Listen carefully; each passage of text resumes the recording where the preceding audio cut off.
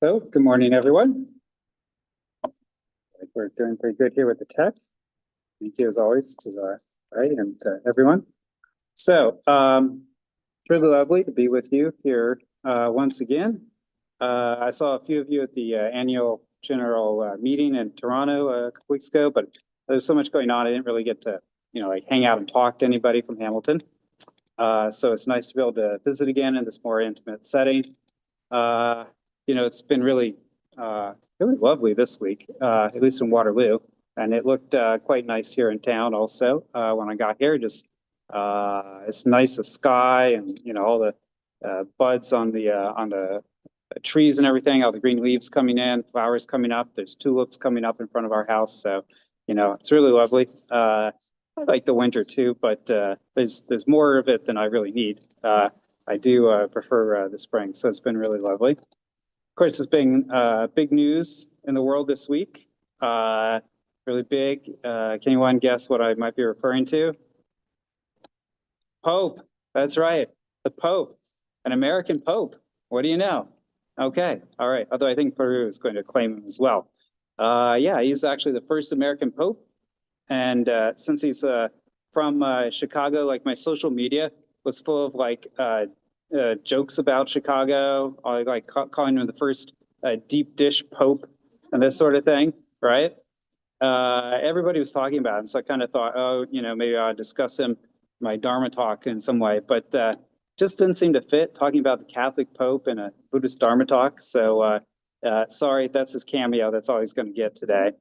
Instead, for the actual Dharma portion, I'm going to reach back into my own experiences and tell you a little about something that happened to me last year.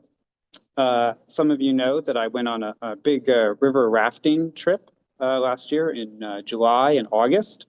It was 12 days of wilderness rafting, starting in Yukon for several days, then coming, the river doesn't know where the border is, so it just flows right into northern BC. And then the last little bit, it actually exits out in Alaska. So you cross over international border there. This was my parents' idea. They'd actually done this trip, I think, at least 3 times previously over the years, starting in the early 90s, maybe. And they always talked about how much they loved it. And they would, try to get people to go with them. And my brother had been maybe a couple times with them and everything. But I had never actually done this with them. So I decided, okay, they're not getting any younger. I better take this chance. They're going again. So I decided to do it there with the family. So I was my parents, both of them, my brother, 2 of our cousins, my oldest child, Ty. I go like this, like automatically for a kid, but like this person is 18 years old and way higher than me at this point, like twice my height, seems. Ty's best friend, Jabron, and 3 of my parents' friends, plus me. This was it. So this was like a private, it was like all people we knew sort of thing. And of course, we had 4 guides there to, man the rafts and handle the food situation and scare away the bears and that sort of thing, right? Yeah, an important thing. So this was really like a once in a lifetime experience for me. I guess it's more like a 4 times a lifetime for my parents. But anyways, for me, this was really amazing. The only time I'd done this. And, maybe I'll talk about that rafting trip, the actual experience of it, maybe when I'm back here for the June service, because as I was going there, I was really struck by the natural surroundings and how they actually sort of reflect or reveal various Dharma teachings, actually, when you're out there in the wilderness. But for today, actually, I just want to talk about the experience of trying to get to the river in the first place, because this was a whole experience itself, right? It took over 3 full days of travel just to get to the put-in point, because I'm trying to go from Waterloo, Ontario, all the way to the riverbank in Yukon, right? So I wasn't very excited about this actual travel to get there. I was looking forward to being on the river, but I was really like grumbling the whole time about, having to get there because, it's over three full days of travel, 4 different plane flights. And I don't like to fly that much. And then a shuttle you drive all this sort of way. So it's a whole thing to get there. I don't sleep very well in hotels either. I don't like getting up early, which you have to do to like catch all your flights. And I don't like being out of whack with the time zones because we were way further back in this whole thing. I don't like having to scrounge for vegetarian food while I'm on the road because I'm vegetarian. Alaska, not famous for its vegetarian food. And honestly, I don't like having to put up with like the increasingly poor air travel experience. I don't really need to go into details of that, but the whole thing is not like back in the old days where they treated you like royalty, and this sort of thing. Let's just say you're not treated like royalty anymore. So by the third day of this, I was in a room in Juneau, Alaska, because we had to fly partially through the states to then get to our put-in point. And because we were so far north during the summertime, it never really got dark, actually. It just kind of got dimmer late at night. So I was really not getting enough sleep with all this going on. And I was kind of cranky, and I dragged myself out of the bed when the clock said that I had to get up. And I kind of stumbled into the shower. And this hotel had given me a room with an accessible bathroom. So it had sort of a fold-out seat in the tub where you could sit there and wash yourself. And there were bars for pulling yourself up. And the shower head was detachable on a long hose, so you could sit there and wash yourself while seated. And because of that, the shower head was only at about nose height for me. It was much lower than typical. Especially, I suppose, if you're sitting, you could probably still reach and grab it. So this was an important part of making it accessible in that way. So that meant that in order for me to get the top of my head, it's like this. So if I just went here, like I'm only washing like from the neck down. So like to like wash all of me, I had to like lean forward like this. So, here I am. I'm in kind of this dark attitude about everything, and I'm tired and griping to myself and so on. Luckily, there's no one around to gripe to. It's just myself, but I was able to gripe plenty, even all by myself. So here I am. But as soon as I bent over to like try to wash the top of my head, it was like bam! I had this experience that I was bowing to the shower head and to the water that was pouring down on me. So I'd been grumbling in my mind. I hadn't slept much in 5 days, not just the 3 days travel, but a couple of days beforehand. Even at home, I wasn't really sleeping because you're all like, I'm going to the Yukon, you're just too excited. I was getting poor sleep already and all this, And when I got into the room in Juneau there, honestly, I hadn't really liked that it was set up with all those accessibility modifications because they were more like obstacles for me, like low thing and, there's a seat in the tub and everything like this.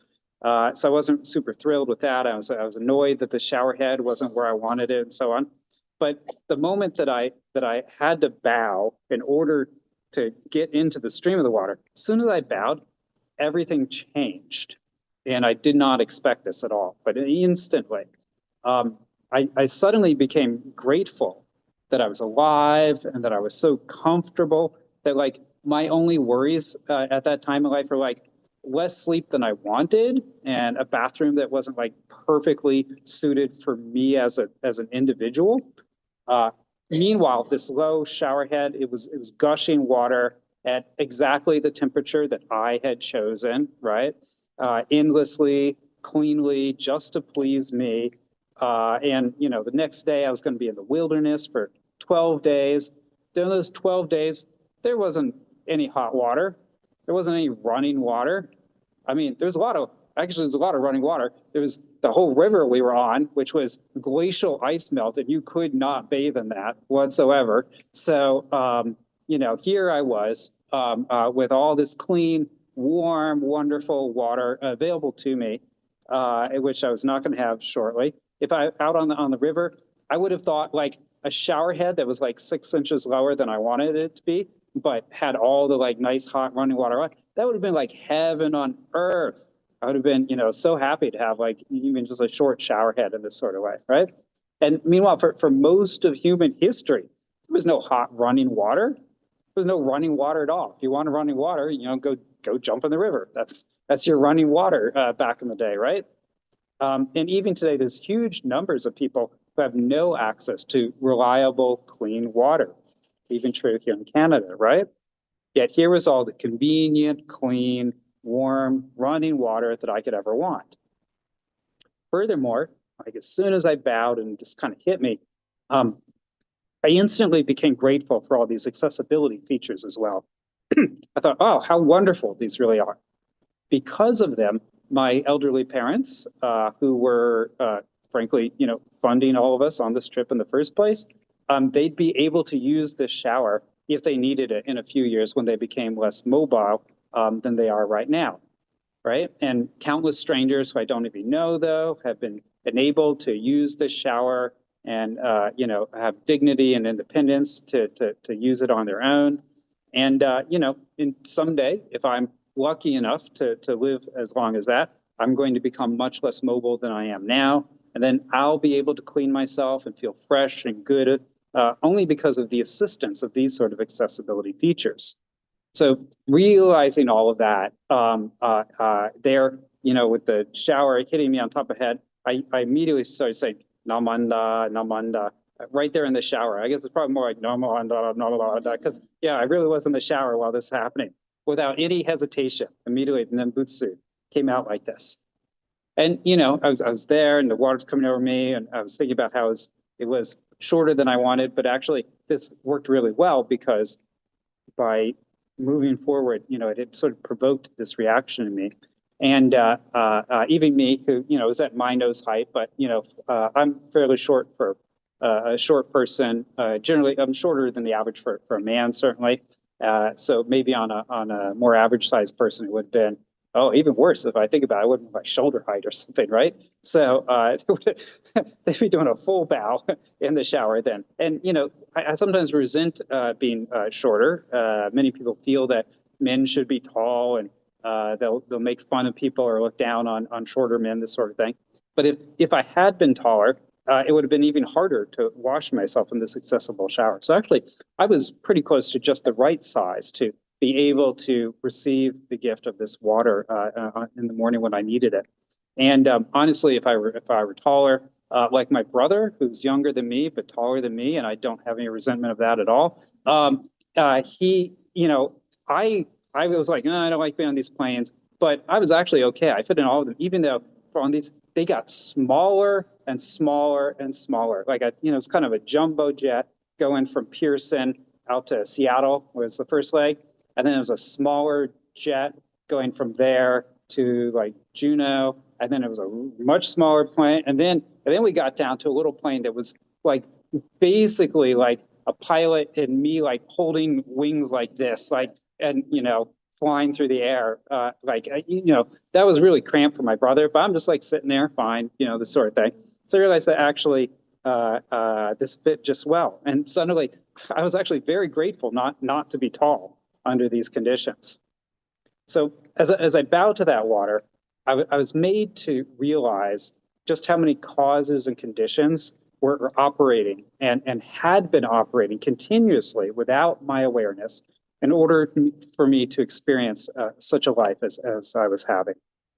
This is a life where my suffering consisted of not quite enough sleep, but not like actually zero sleep, and a short shower head, like whoop-de-doo.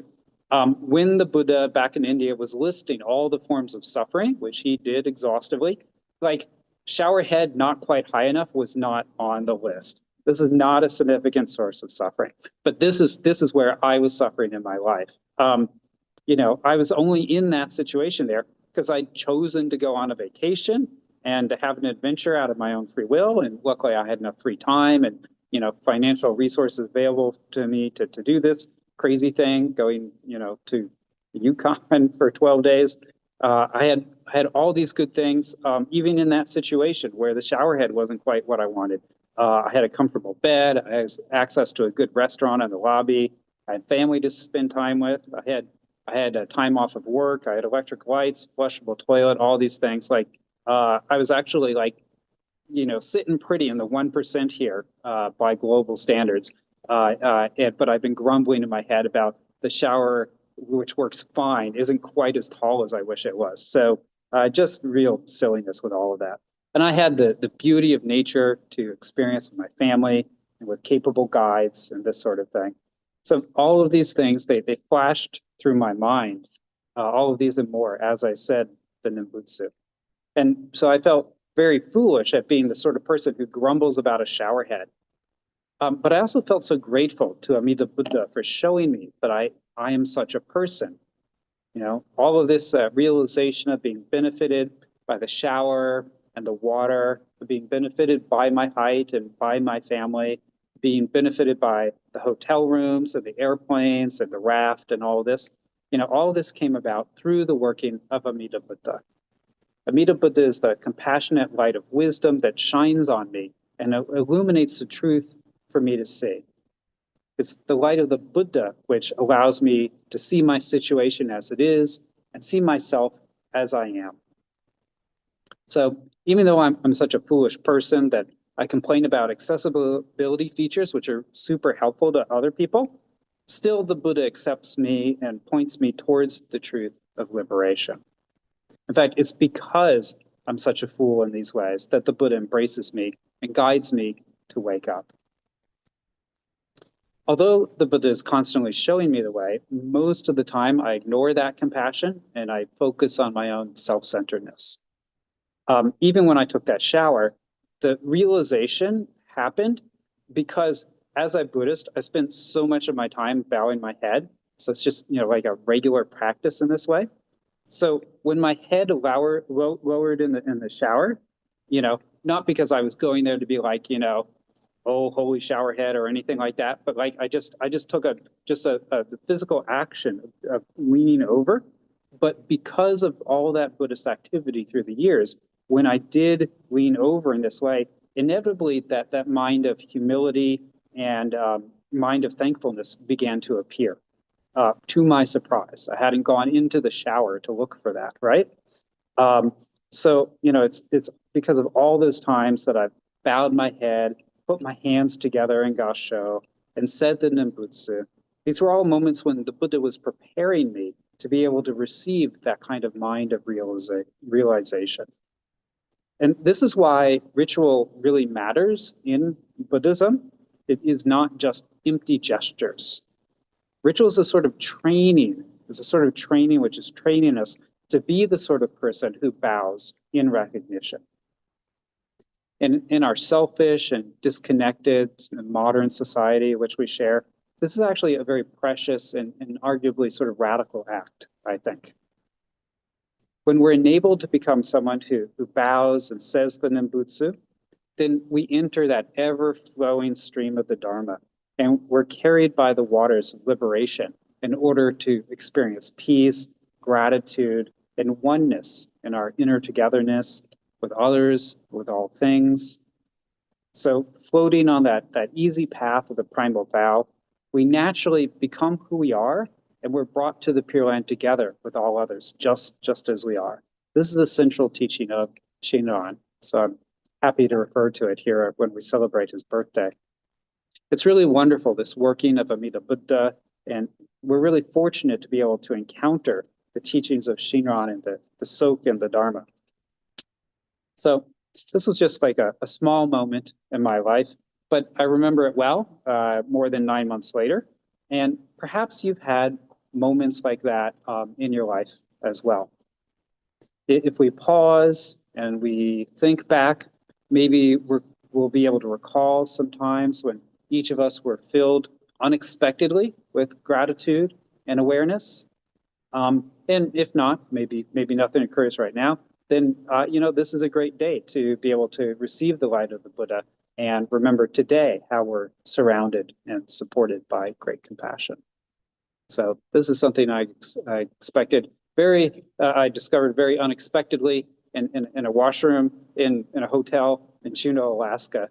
And I appreciate very much your patience as I shared my Dharma talk with you this morning. That concludes the talk. If we could just put our hands together in Gassho. Namo Amida Butsu. Namo Amida Butsu. Namo Amida Butsu. Amanda, no, Namanda.